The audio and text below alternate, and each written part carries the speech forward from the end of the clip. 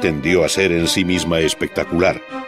teatral en sus efectos, llamativa en sus formas y poderosa en su expresión. Las composiciones más atrevidas y libres del manierismo fueron su punto de partida, sí, pero sin desconocer que hubo también un barroco equilibrado de honda tradición renacentista. Así, frente a la exuberancia barroca, existió una templanza igualmente barroca, tanto que cabe hablar de barroco y clasicismo como las dos caras de una misma moneda.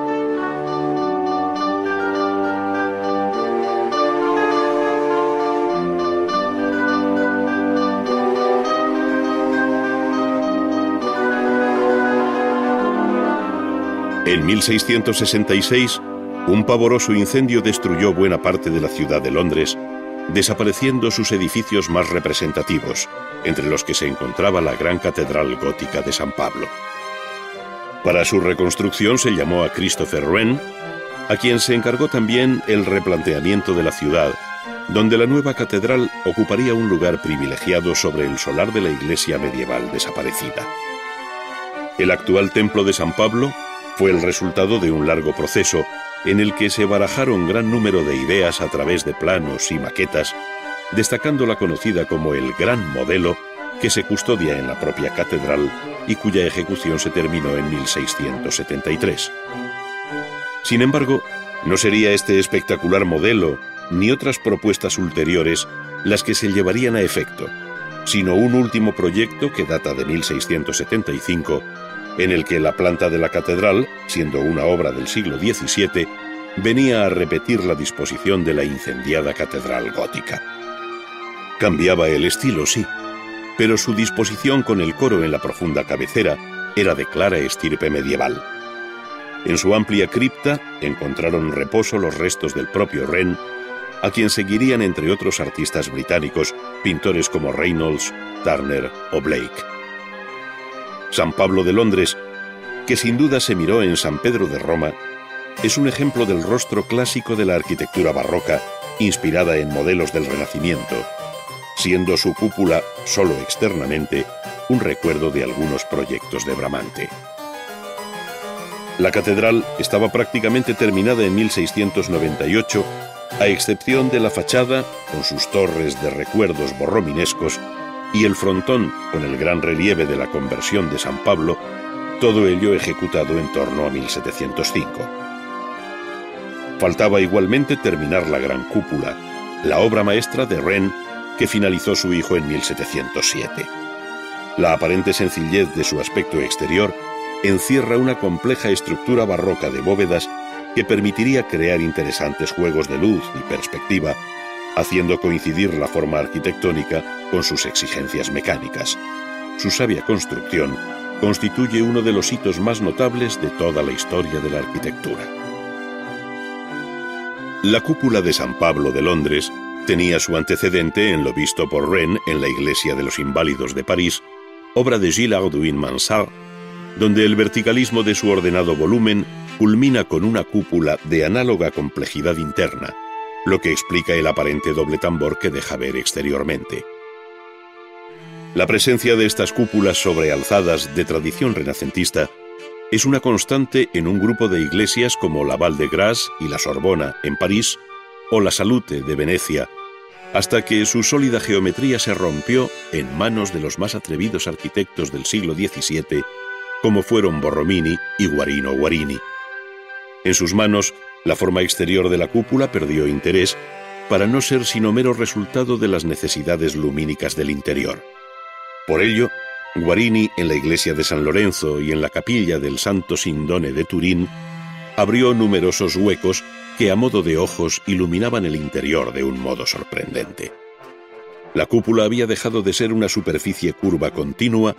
para dar lugar a complejas formas estrelladas de disposición calidoscópica, en una combinación que, siendo esencialmente barroca, tiene algo de arcana belleza medieval.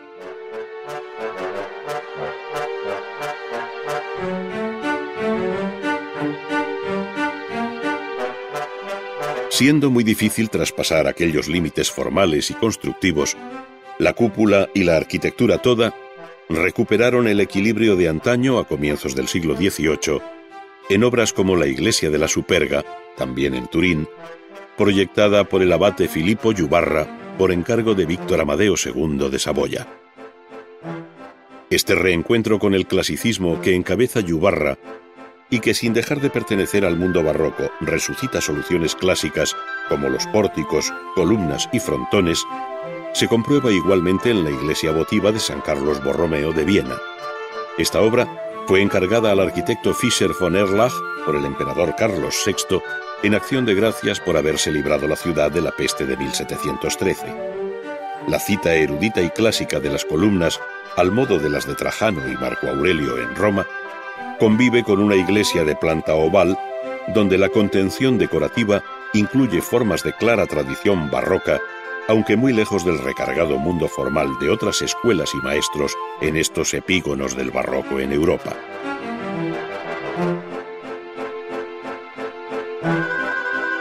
Paradójicamente, y cuando el barroco estaba en una fase final de vuelta al orden, otras áreas, como España,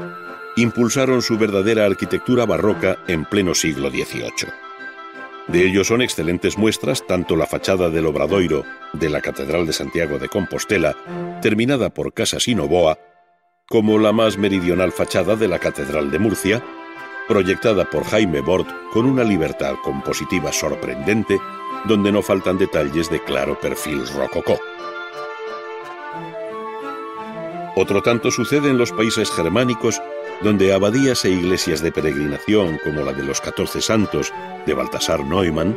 ofrecen torreadas fachadas de muy tradicional perfil, aunque rematadas ahora por animados chapiteles bulbosos. A su vez, los interiores ofrecen un rico y amplio repertorio formal cuya verbosidad expresiva se aviene bien con el propio carácter barroco de la devoción popular a la que dieron cobijo, sin perder por ello elegancia y finura tanto en el detalle como en la orquestación general.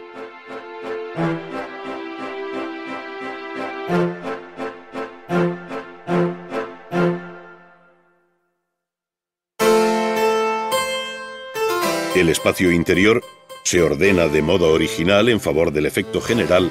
donde se desdibujan los límites de las artes, invadiendo la pintura el campo de la arquitectura y aflorando entre ambas esculturas, púlpitos y elementos en relieve, en una suma bellamente integrada a la que se añaden la vistosidad de los materiales, el color y la luz, hasta alcanzar un clímax de delicada religiosidad único en la Europa católica. Muchas de estas iglesias se concibieron con efectistas transparentes a contraluz que tienen su origen en el que Bernini hizo en San Pedro de Roma, sobre la silla del apóstol, más allá del célebre baldaquino en bronce con columnas salomónicas. Este nuevo orden salomónico, de columnas torsas, que se decía inspirado en el del Templo de Salomón en Jerusalén, encontró su más amplio eco en los retablos españoles,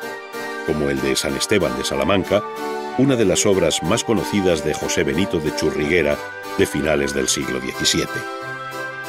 Estos retablos salomónicos se prestan a composiciones diversas, fingiendo en ocasiones inexistentes espacios, como el retablo baldaquino del Hospital de la Caridad de Sevilla, de Simón Pineda,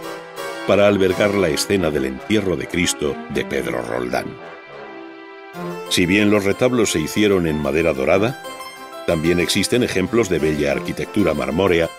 siendo magníficos los tabernáculos exentos, entre los que destaca el del Sagrario de la Cartuja de Granada, proyectado por Francisco Izquierdo e iniciado en 1704. Con frecuencia, retablos, tabernáculos y capillas establecieron un diálogo a través del espacio y de la luz,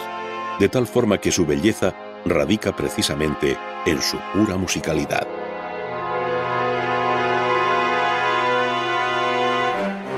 La puesta en valor de la arquitectura en su propio medio, dando lugar a una verdadera escenografía urbana, fue uno de los rasgos más sobresalientes del mundo barroco. Roma, también en este aspecto, se convirtió en el ejemplo a imitar, pues la intervención de Bernini y otros arquitectos en sus calles y plazas, donde se alzaron espectaculares fachadas, obeliscos, fuentes y escaleras, hicieron de la ciudad eterna una eterna lección de cómo la ciudad puede y debe ser considerada en sí misma como una obra de arte.